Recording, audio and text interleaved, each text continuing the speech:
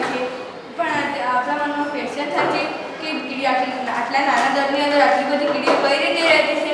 એવું નથી હોતું.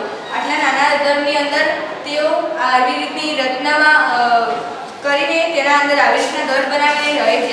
આની અંદર એક ઈયળ હોય છે જે હલનચલન કરી શકતી નથી, પણ તે ધારો કે 10 કીડીઓ મરી જાય તો તે 10 કીડીનો તાત્કાલિક ઉત્પન્ન કરી શકે છે.